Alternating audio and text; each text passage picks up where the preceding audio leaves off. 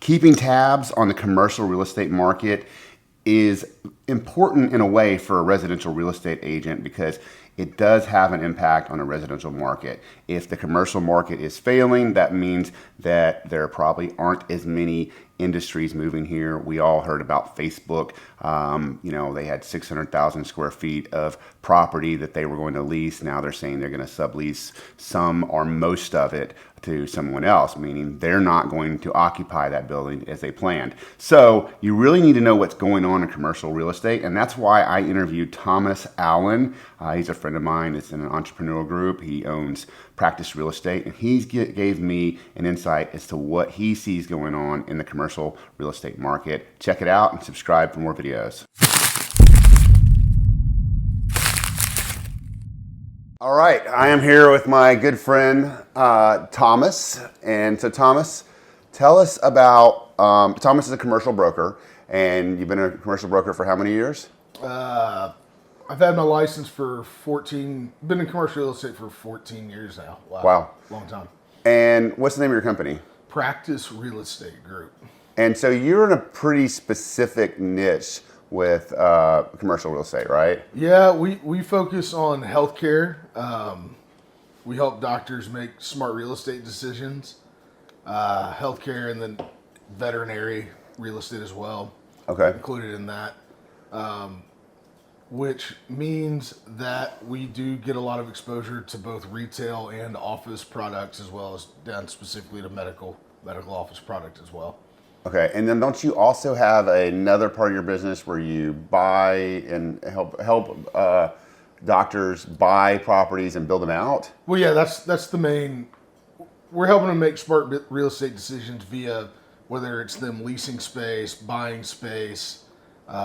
We work on both types of transactions. Everything from, dentists opening their first practice to multi-location healthcare groups.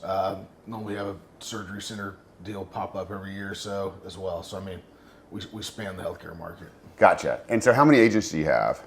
We have 12 real estate agents spread out throughout the state. We typically do around 160 real estate transactions a year in Texas. Nice. Okay. And so, people are wondering right now because obviously the residential market has been in a little turmoil. It's actually not super bad, but it's gone down in value from the peak of November or actually February of this year, and not nearly gone down to where it was of November of last year. But how does that correlate to the Austin real estate market as far as commercial property goes? Yeah, so there's a lot I can speak to that, and some of it is what we're seeing in our business, and then I'm good friends with a lot of multifamily brokers and general office brokers, office leasing, office purchasing. So what we're seeing on the healthcare side, when we look at the buildings our clients are going into, good retail is still super tight. So on the leasing front, it's still hard to find good space. Mm-hmm. Tenants hadn't been going out of business or defaulting on their leases. So good retail is still hard to find. In terms of actual medical office, true medical office buildings, they're still, over 90% occupied, the good ones. I look at a project, we are actually own a site and are building a building in Leander, 27,000 square foot medical office building. And just to the north of us is St. David's, new medical office building attached to their smaller hospital that they're, expanding over the coming years. And then behind them, a competitor of ours has about 15 acres that he's developing, kind of an medical office, retail, condo mixed deal. And we all have good activity on it right now. We also are developing a medical office building in Georgetown. We're getting a ton of calls, ton of interest. Now, what I am seeing is deals are just getting harder to get done. Margins, especially with some of the larger groups, the private equity-backed groups, margins are getting squeezed on their business side because their labor's up, their supply costs are up, and then now their interest rates and their debt is up, and so it's harder for them to expand. So what you mean by that is, and partly because banks are starting to get nervous about lending, right? Yeah, well, we're lucky that banks will.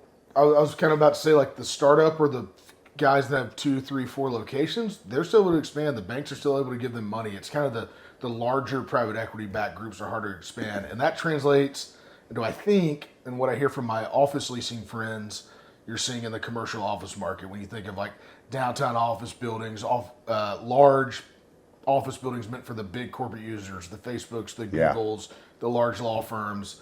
Apparently, that market's in a tough spot right now. Yeah.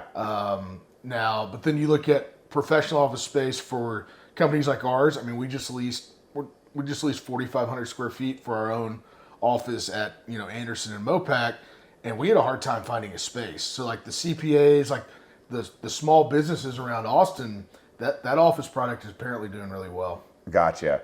I think I saw an article in the ABJ, and I did not get a chance to read it, but I think the title is Downtown's Austin commercial office being overbuilt. And the reason I say that is because, if you look at like the person is driving into town that's looking at the Austin skyline, what they don't realize is almost all of that is either leasing or office. Those aren't condo buildings. Yeah.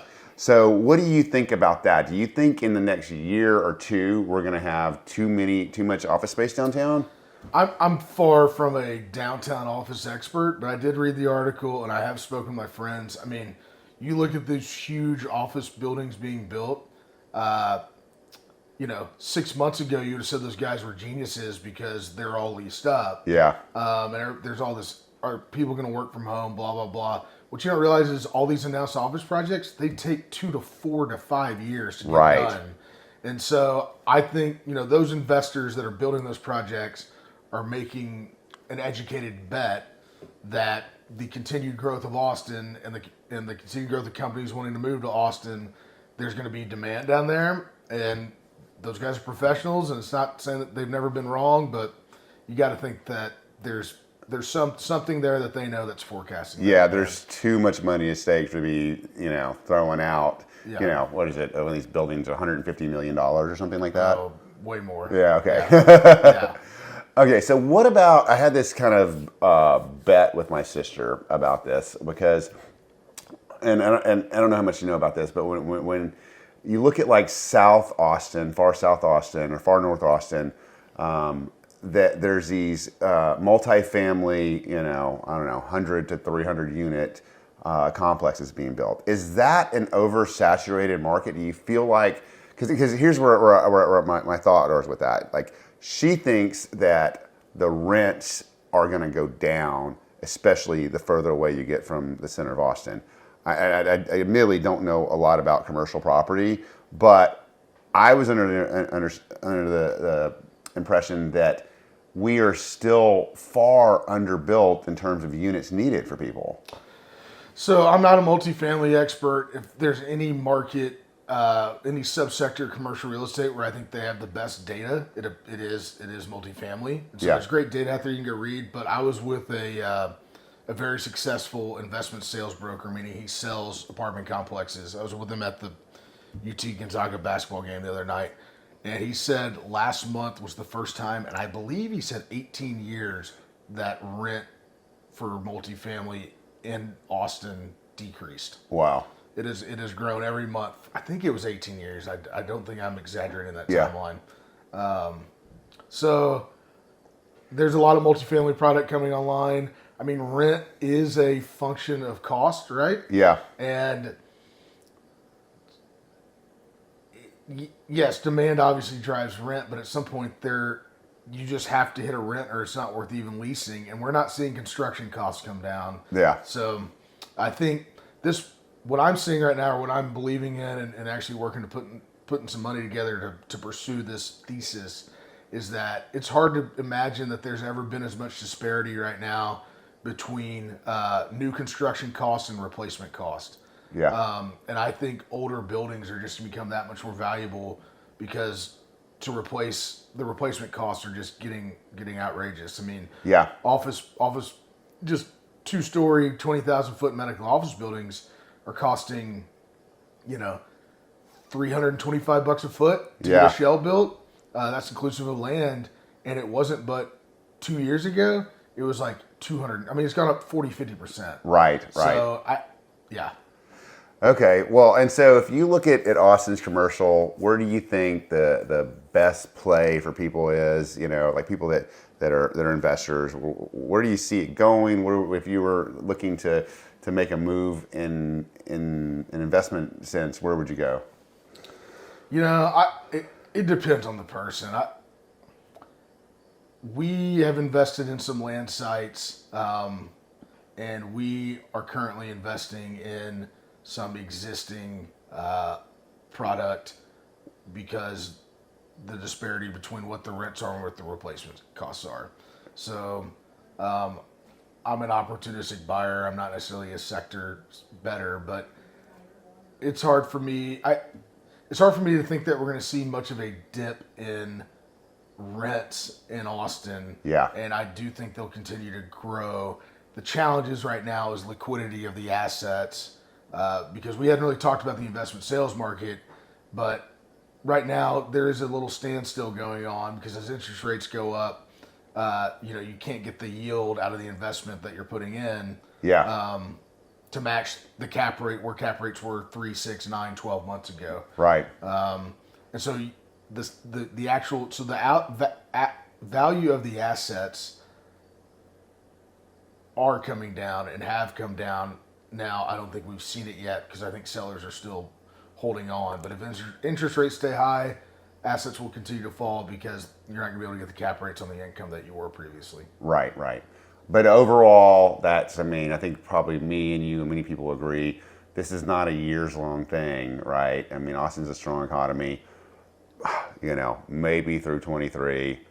I mean, we can't predict. Yeah, we don't know. We don't know. But we just know that the average recession is 18 months historically, and we have the lowest unemployment in the nation, I believe, last time I checked. So, okay, well, look, I really appreciate it. And if you're watching this at home and you have any comments, any questions, or you want any opinions, please comment in the description box below, and feel free to subscribe for future comment. Where can people find you, Thomas? Our website, practicerealestategroup.com. Awesome. Thanks, buddy. Thanks, man.